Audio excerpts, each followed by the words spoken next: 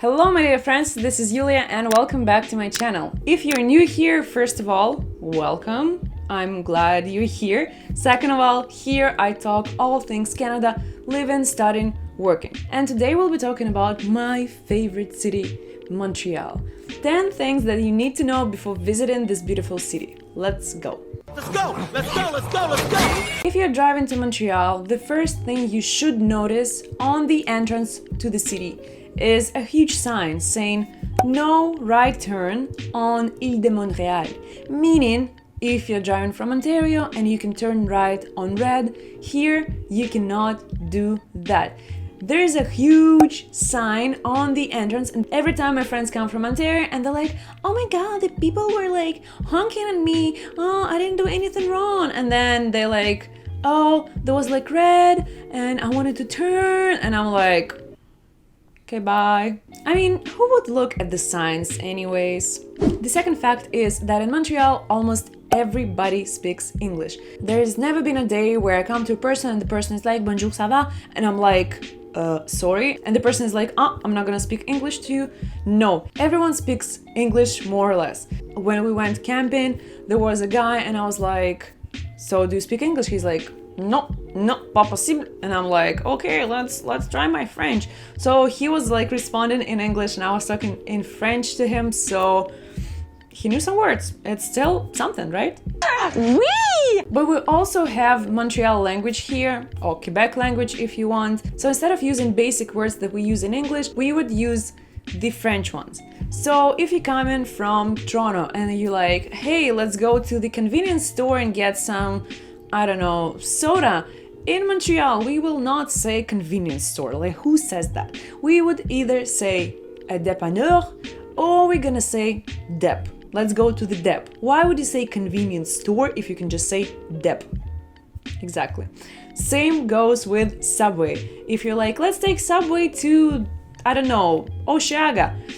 In Montreal, in Quebec, we will say, let's take metro or métro. But we also have métro, like the store, grocery store, like you guys have in other provinces. So pay attention to the context, because it might not be the subway, it might be the grocery store your friend is talking about. Tricky. Tip number 3, don't waste your money on food in the old port.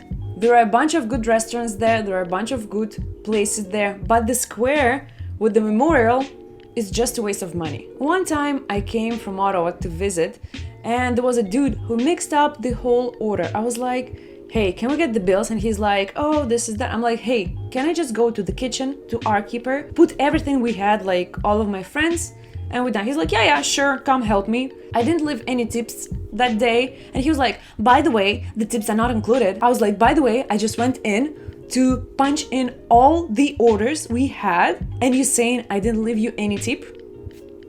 Like, what the hell?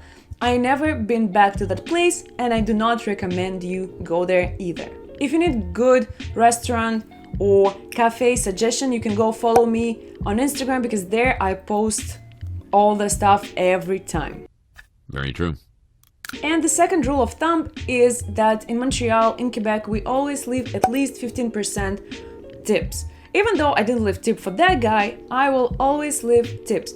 It doesn't matter if I go for a manicure, if I go eat somewhere, if it's Uber Eats, 15% is just like, it's a minimum. Some people come from Ontario and they're like, am I supposed to leave tips? Like, should I leave 10? And I'm like, well, 10 is like when it's but still kind of like So 15 is the minimum, 20 is when everything is perfect, or if you're going to see your friends who work there, 20 is like perfect. If you are super rich, you can always live like 30, 40, whatever you feel appropriate to that situation. That is so generous of you. Fact number 5 is that Montreal is the most fun city in Canada. You can find all the concerts, all the festivals, all the entertainment you want. Also in Montreal we have a thing called 5 à 7, meaning from 5 to 7, which is basically like drinks after work.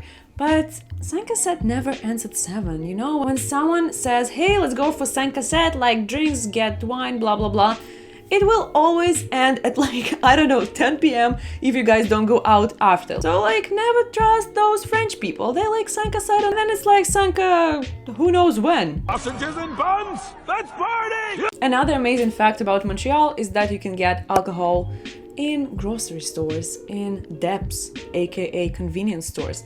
I know in Ontario they try to do that and be like, hey, you can get beer and wine in grocery stores, but as far as I know, it never happened. Maybe in Toronto, but in Ottawa, it only like a few Loblaws that sell alcohol there. So if you like to drink or to party, you can always go to the nearest dep, to the nearest grocery store.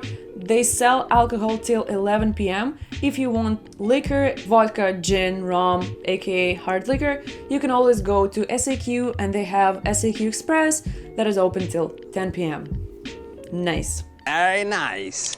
The next fun fact or a good to know thing is that Montreal is super bike friendly and pedestrian friendly. We have a lot of bike paths around the city, but we also have a bunch of streets that are closed during the summer because we have festivals, we have stuff going on. So if you're planning to come to Montreal, just don't bother renting a car or something like that. You can always walk. You don't even need a bus pass unless you want to go somewhere like super far, but that's not the point. Like, why would you go to Montreal to go far, right? So just bike. You can have Bixi. It's like a city bike.